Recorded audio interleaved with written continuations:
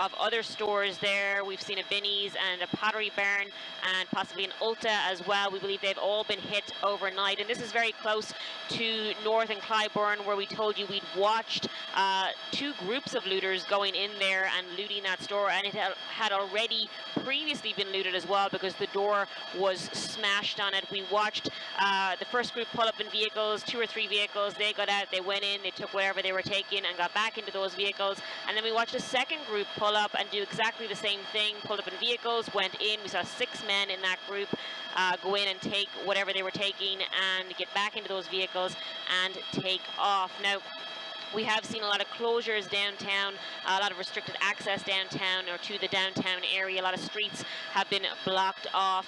We do know that some of the bridges are up right now. We believe Michigan, Columbus, Wabash, and State are lifted.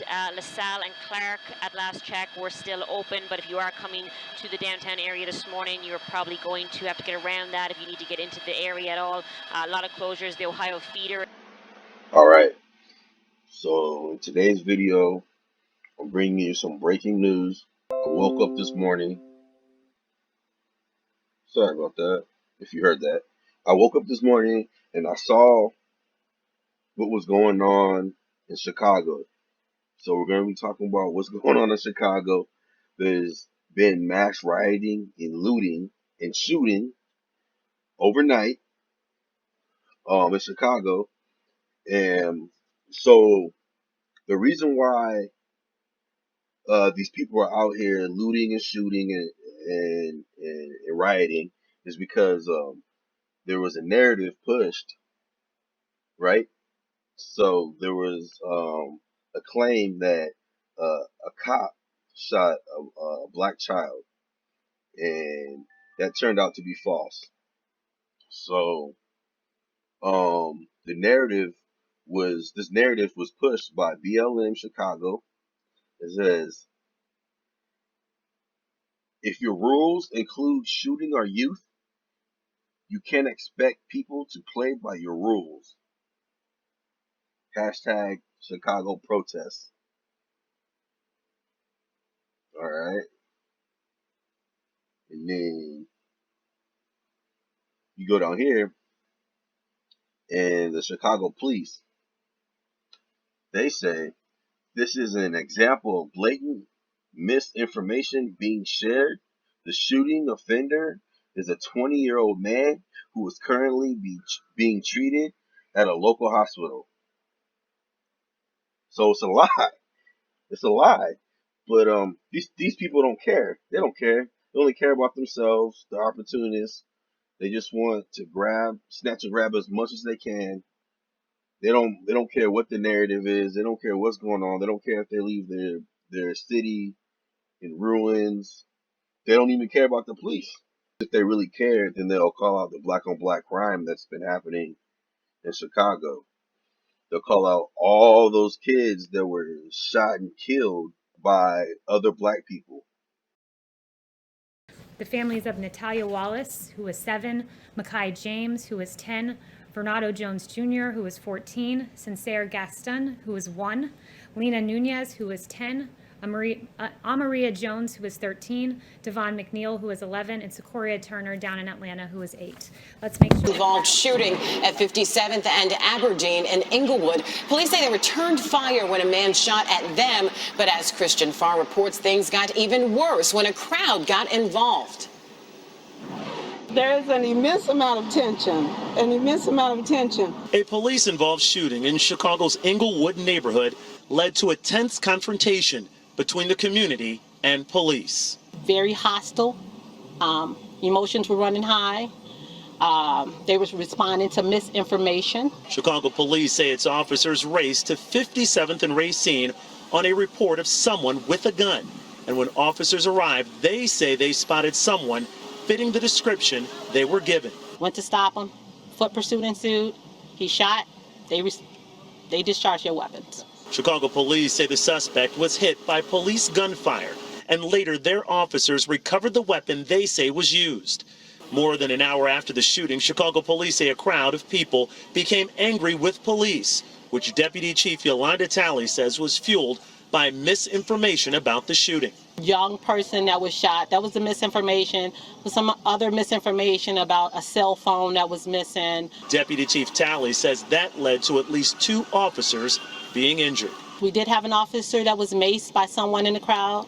We do have an officer that sustained a shoulder injury from the incident with the crowd. One of our vehicles, the windows were shattered by a brick.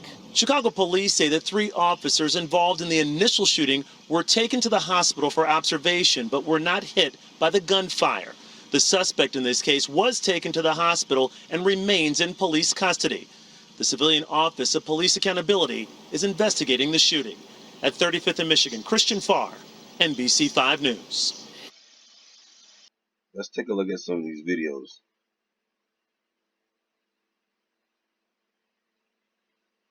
Wow.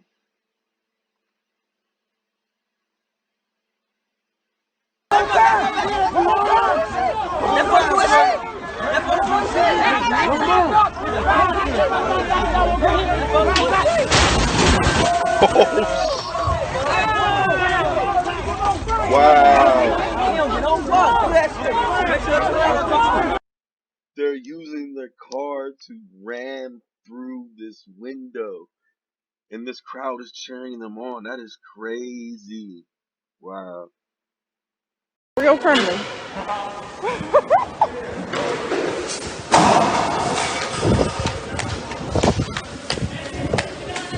What's these pants looking like, y'all? What's these Lucky Brands? Nobody want that shit. Oh, shit.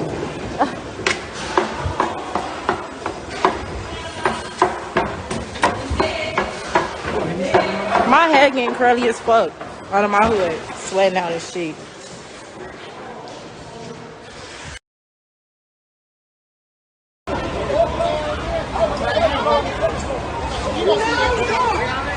It's on the way to the top. It's on right here.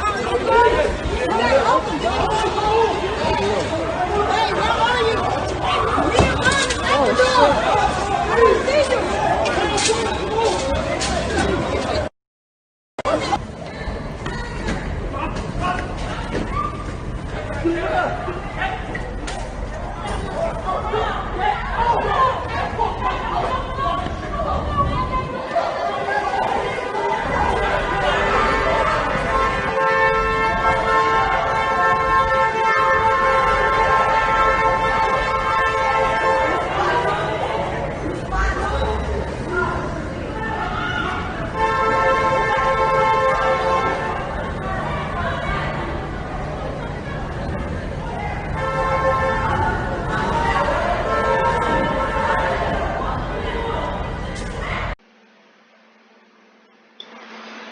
So even if this false claim was true, it still doesn't give the people the right to go out and riot and loot and shoot. There's just no excuse.